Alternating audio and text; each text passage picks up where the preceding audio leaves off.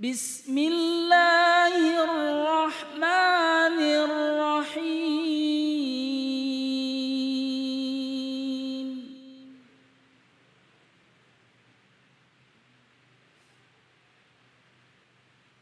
Laqad kafara alladhina qalu inna Allaha huwal Masih ibnu Maryam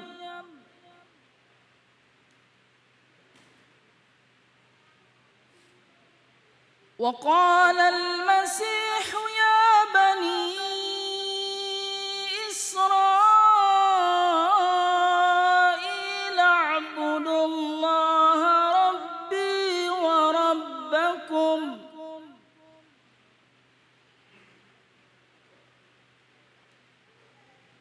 innahu man yushrik billahi faqad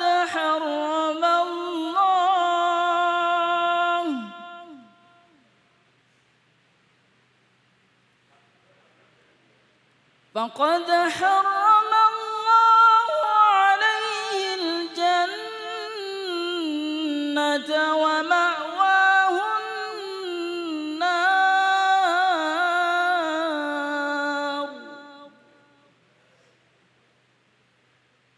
wa ma lil-zalimina min ansar.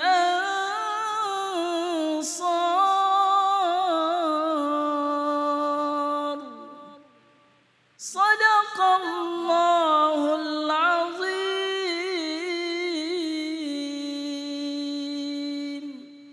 Maha benar Allah dengan segala firman-Nya. Sesungguhnya telah kafirlah orang-orang yang berkata, sesungguhnya Allah ialah Al-Masih putra Maryam.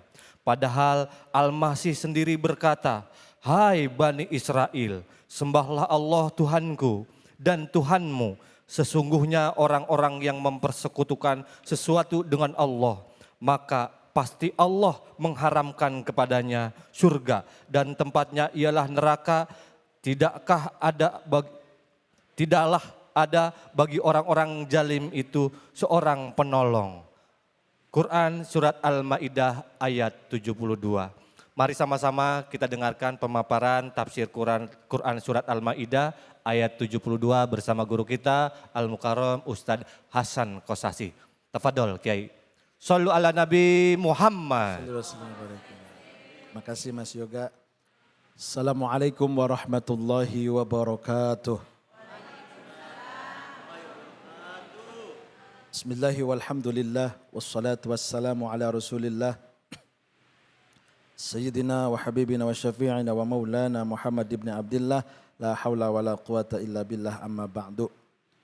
Segenap para guru, para kiai, para masyayikh, para habaib, dimanapun berada, mudah-mudahan kita doakan beliau-beliau panjang umur, sehat walafiat, terus bisa memberikan ilmu yang baik untuk kita agar mempunyai bekal dunia dan akhirat. Amin.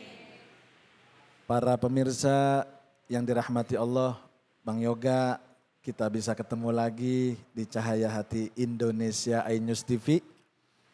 Pemirsa yang ada di Masjid Al-Ghazali dan juga para hadirin yang ada di belahan Nusantara. Pemirsa Cahaya Hati Indonesia iNews TV, kita mengaji kembali untuk mendapatkan ridho ilahi Rabbi. Amin. Ya Allah ya Rabbal Alamin. Tadi qori kita sudah menjelaskan, membacakan dari Quran Surat Al-Ma'idah ayat 72 yang diartikan oleh MC kita Bang Yoga yang sungguh luar biasa. Kita akan bahas sedikit dan kita akan ulas apa makna kalimat yang tertera di dalam tafsir ini. Karena tafsir adalah menjelaskan kandungan-kandungan yang ada di dalam kalimat-kalimat Quran. Tafsir itu menjelaskan daripada mafhum mukhalafah, mana kontekstual untuk kehidupan kita yang diberikan oleh Allah dan dibimbing di dalam Al-Quran. A'udzubillahi minasyaitonirrajim. Laqad kafara alladhina qalu inna Allaha huwal Masih ibnu Maryam. Wa qala al-Masihu ya bani Israil a'budullaha rabbi wa rabbakum. Innahu may yushrik billahi faqad harramallahu alaihi al-jannah. Faqad harramallahu alaihil jannata wa ma'wahun nar wa ma lizzalimina min ansar. Allah telah firmankan kepada kita, sungguh jadi kafir orang-orang yang berkata bahwa sesungguhnya Isa al-Masih putra Maryam adalah Tuhan. Padahal al-Masih adalah berkata kepada kita, Nabi Isa berwasiat kepada kita, memberikan kita pelajaran. Hai Bani Israel, Nabi Isa tuh ngasih pengertian sama kita di dalam surat ini. Wahai Bani Israel, sembahlah Allah, Tuhanku dan Tuhanmu. Berarti Nabi Isa itu adalah bukan Tuhan. Sudah diklarifikasi. Jadi Nabi Isa mengajak kita untuk mengakui Tuhannya dan Tuhan kalian. Siapa? Allah Subhanahu wa ta'ala.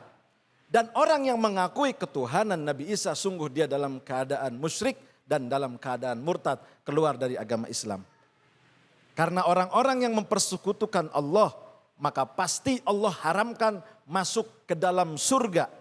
Allah tempatkan nanti dia dalam neraka dan tidak ada penolong bagi orang-orang yang musyrik kecuali adalah iblis, dan iblis tidak akan mampu untuk melawan Allah nanti di alam akhirat. Tidak ada yang mampu untuk menolong. Artinya apa? Gampangnya begini. Kita nih hidup sudah dikasih sama Allah. Kemudahan dalam ibadah. Agar kita mengakui Allah sebagai Tuhan kita. Mengakui baginda Nabi Muhammad sebagai Rasul kita. Jangan lagi kita mencari Tuhan-Tuhan yang lain. Ketika kita dalam keadaan hidup sehari-hari. Kita dalam keadaan perjalanan sehari-hari. Ada kesusahan. Jangan pernah menafikan adanya kekuatan Allah Subhanahu wa ta'ala. Benar nggak Bang Yoga? Betul, Kiai. Kebanyakannya kita pusing dikit larinya ke orang pinter. Nggak taunya kita datengin orang pinternya juga lagi pusing. Kita punya utang banyak, nggak punya duit, lari ke mbah-mbah dukun. Ada apa Nduk?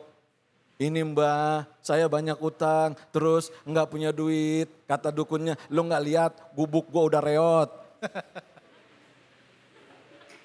Lalu bagaimana permasalahan hidup? Permasalahan hidup adalah datang kepada Allah. Ud'uni astajib lakum, bukan kita mempersekutukan Allah. Sekarang ini banyak Bang Yoga. Ya. Orang-orang yang menyatakan bahwa jabatan bisa melanggengkan dia. Bahwa jabatan bisa membuat dia tinggi, harta bisa membuat dia tenang. Mohon maaf, berapa orang yang mempunyai duit puluhan miliar tidak bisa tidur dan harus mengkonsumsi obat. Beda dengan orang Bekasi yang gak usah pakai obat tidur, di mana saja dia ngantuk, celentang jadi. Bahkan banyak yang ngaji sambil tidur. Kalau kita punya kesusahan hidup, kita kembali kepada Allah Subhanahu wa ta'ala. Inna lillahi wa inna ilaihi roji'un. Bukan cuman ayat buat kematian itu. Sesungguhnya kita milik Allah. Kalau ada masalah hidup, lari ke Allah. Ada musibah, kembali ke Allah. Nih kita banyak yang kebalik. Begitu dalam keadaan normal, Allah kita tinggalin. Begitu susah, Allah lebih ditinggalin. Ini lebih parah. Yang bagus adalah walaupun kita ketika dalam keadaan normal, kita tidak susah, kita meninggalkan Allah. Ketika kita sulit, kita masih kembali kepada Allah. Bukan kepada yang menandingi Allah. Karena la haula wa la quwata illa billahil aliyil azim. Tidak ada daya, tidak ada upaya, tidak ada kekuatan, tidak ada kehebatan dimanapun dan siapapun. Kecuali kehebatan dari Allah Subhanahu. Maka kita ketika banyak musibah nyebut Allah. Ya Allah, orang kena gempa, ya Allah padahal lagi dalam keadaan banyak duit. Ingatnya mall sama tempat-tempat healing. Bagi kita ini adalah pelajaran, siapapun orangnya dalam keadaan susah, dalam keadaan sulit, jangan pernah mencari kekuatan, jangan pernah mencari tandingan Allah dalam menyelesaikan masalah. Apalagi tadi kita lihat di VT, ya pengen cuman pengen kaya. Sampai mempercayai ajaran-ajaran sesat, akhirnya akidah belok. Anaknya sampai disetubuhi, inna lillahi wa inna ilaihi na'udzubillahi min. Padahal kalau dia pengen kaya, kalau dia pengen banyak harta, gampang. Baca waqiah habis asar. Baca sholawat habis sholat isya 400 kali. enggak usah lari ke dukun, enggak usah lari ke orang pintar. Lari kemana? Allah subhanahu wa ta'ala, innahu huwa ghaniyun. Allah maha kaya. Mau minta apa? Orang alam jagat raya ini punya Allah, benar enggak? Gunung punya siapa? Lautan punya siapa? Duit punya siapa? Di rumah duit punya siapa? Suami. Minta dulu. Karena kita harus izin walaupun jalannya dari Allah subhanahu wa ta'ala. Maka jangan pernah sanksikan kekuatan yang Allah berikan. Ingat, kita hidup cuman sementara. Andai kita mati dalam keadaan menyekutukan Allah, lalu kita tidak bertaubat, maka jangan salahkan Allah kalau kita ditempatkan tempat yang paling rendah, yaitu neraka jahanam.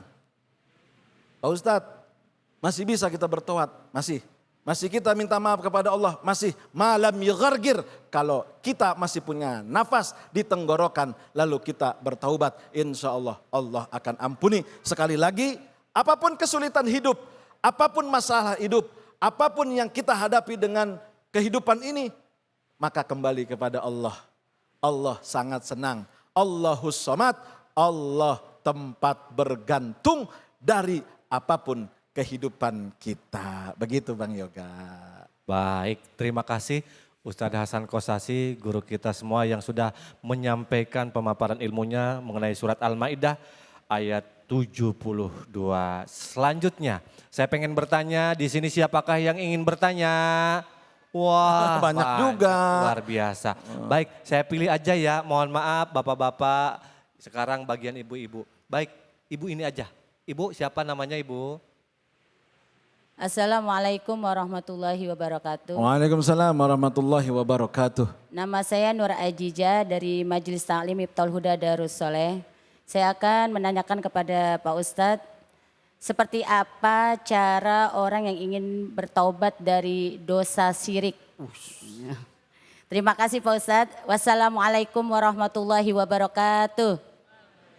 Waalaikumsalam warahmatullahi wabarakatuh. Guru, Ustadz, seperti apa cara untuk tobat? Karena kalau kita kena syirik susah untuk menjelaskannya mungkin Ibu ya. Pengennya seperti apa untuk cara tobat dari dosa syirik gitu ya. Iya, silakan. Ini pertanyaan maha dahsyat ini, luar biasa. Karena ada orang beranggapan Allah tidak mengampuni dosa syirik. Tetapi di dalam literatur fikih dan kitab-kitab tafsir bahwa syirik itu masih bisa diampuni oleh Allah Subhanahu wa taala. Di dalam kitab Bughyatul Mustarsyidin halaman 284, kullu dzanbin, setiap dosa mustaghfarun, bisa diampuni oleh Allah. Lalu ada syarat. Bagaimana dosa musyrik itu bisa diampuni? Syarat bagaimana dosa musyrik itu bisa dihilangkan? Sebab orang yang mati dalam keadaan musyrik tempatnya pasti neraka. Sudah tidak diakui sebagai orang yang muslim. Tidak diakui orang yang mukmin. Kalau kita berdosa besar, mabok-mabokan, mohon maaf, berzina, judi. Lalu kita dosa besar mati dalam keadaan muslim, tetap nanti akan dapat syafaat Nabi. Tapi orang yang musyrik, murtad, tidak lagi mau untuk bertaubat dan kembali kepada Islam, maka tempatnya neraka, tidak ada lagi ampunan baginya. Lalu bagaimana ketika kita dosa syirik, berbuat syirik, mendapatkan ampunan? Di dalam kitab Bughyatul Mustarsyidin ini diterangkan, at-taubatu salah satu syurutin. Taubat itu dari berbagai macam dosa besar ada 3. Yang pertama an-nadamu alal fi'li. Dia sangat-sangat menyesali, dia menyesal yang sungguh luar biasa terhadap perbuatannya. Terhadap dosa syiriknya itu. Yang kedua, wal iqla'u fil hali. Dia ketika sadar berbuat syirik langsung buru-buru insaf. Langsung dia buru-buru meninggalkan itu kerjaan. Jangan nanti aja, saya juga bisa bertobat. Jangan, buru-buru, apalagi syirik itu. Misalkan kita, ya Allah kenapa saya lari ke dukun? Ya Allah kenapa saya lari ke orang-orang pintar? Langsung buru-buru taubat. Istighfar, sholat taubat 2 rakaat. Baca istighfar yang banyak. Yang ketiga adalah wal azamu ala adamil audi. Yaitu berjanji. Dirinya berjanji kepada Allah bukan kepada manusia. Kalau manusia kita masih bisa untuk main di belakang. Tapi kepada Allah kita berjanji untuk tidak kembali melakukan dosa syirik itu. Untuk tidak mengulangi dosa syirik itu. Karena kalau sudah berbuat 2 kali, kata Imam Sayyid Razi di dalam kitab Bughiyah ini, maka tidak boleh dia mendapatkan ampunan Allah. Kalau sudah 2 kali syirik. Kalau dosa mungkin mabok-mabokan 2 kali, 3 kali, kita tobat masih diampunin. Nah yang terakhir, kita ini wala yazidu ala zalimi fin nafsi. Tidak lagi dia mengulangi kezoliman dirinya dengan mengambil sekutu-sekutu Allah, dengan mengambil kekuatan-kekuatan lain dari Allah Subhanahu wa taala. Maka yang terpenting dan terberat adalah ketika kita senantiasa dekat dengan Allah dan menyampingkan, meninggalkan sesuatu yang membuat kita syirik. Udah pokoknya masalah yang paling konkret adalah masalah uang. Kalau enggak punya duit, kita usaha kecil, datang sama Allah. Enggak usah banyak-banyak, 8 bulan, sholat tengah malam. Pertanyaannya, kita suka bangun enggak tengah malam? Pak, Suka ngapain? kencing. Habis kencing? Udah tidur lagi. Jorok, cebok dulu. Oh iya, iya Ustaz. Doa dong. Doa ya. Tahajud 4 rakaat, baca istighfar. Insya Allah Allah akan berikan pintu rizki min haitsu la yahtasib. Dibuka rezekinya dari mana saja yang tidak dia pernah sangka. Maka yang terakhir pesan saya, jangan pernah sekutukan Allah ketika kau punya masalah hidup. Ambil sejadah, suaramu kau lantunkan, kau lirihkan, kau suarakan di atas sejadah. Penghuni-penghuni langit mendengar, Allah akan mengabulkan. Amin ya Rabbal. Baik, terima kasih kepada guru kita Ustadz Hasan Kosasih yang alhamdulillah baru saja sudah sama-sama kita dengarkan. Tentunya keilmuannya yang sangat luar biasa. Selanjutnya buat para pemirsa yang ada di rumah jangan kemana-mana, setelah yang satu ini kita akan mendengarkan tausiah dan sesi tanya jawab yang insya Allah akan disampaikan oleh guru kita yaitu Al-Mukarram Ustadz Tian Kamaluddin dengan tema nasib mereka yang syirik kepada Allah Subhanahu wa taala. Jangan kemana-mana, di sini aja di Cahaya Hati Indonesia.